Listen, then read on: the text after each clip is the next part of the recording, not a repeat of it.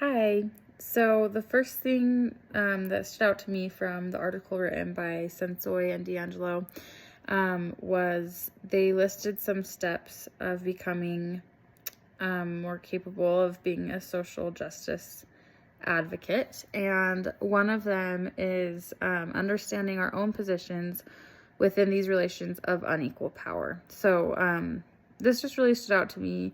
I think as someone who does have privilege, I think it's important for me to recognize that. And I think in the past, I have not always been very quick to see that. And so for me, I think that's my next step for sure is to just try to be more aware in those situations where I am experiencing privilege because of my race or class.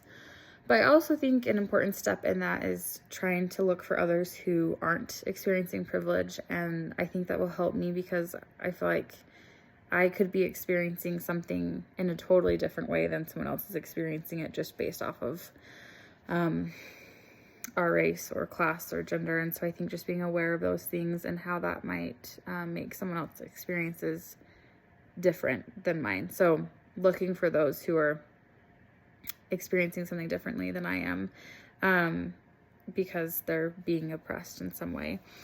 Another thing that stood out to me in the article was they wrote, educate yourself on groups that you are separated from. And I think that's something I can definitely do now. I think that always helps to improve my empathy and understanding of other people, especially when I might not be involved with that specific group as much.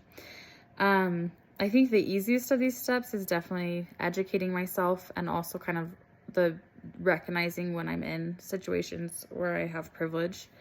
I think a harder, more difficult step for me will be knowing how I can help people who are either like minorities or who are either just like being discriminated against. I feel like just knowing specifically how to help those people will be a little more difficult and will take some more time for me.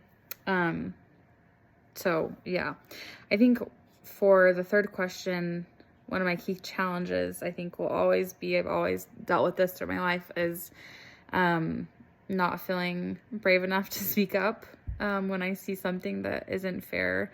And I just feel like I'm a timid person when it comes to that. And I also feel like I don't really trust my communication skills. I think there's been a lot of experiences where I'm too emotionally charged to feel like I'm communicating productively. And so I think that's something that I need to continue to work on. But to meet that challenge, one thing that I read in the article said to work on not being defensive. And I think that's important. I think as long as I see a conversation as a conversation more than an argument, I think that can help me feel less emotional and kind of more, I don't know, see just like a clearer picture of what we're trying to accomplish in that conversation. So I think just a final thought, the discussions that we've had in this class they've definitely helped me kind of process this issue of mine. I think that having the space to write about difficult conversations and things, but kind of being able to do it in privacy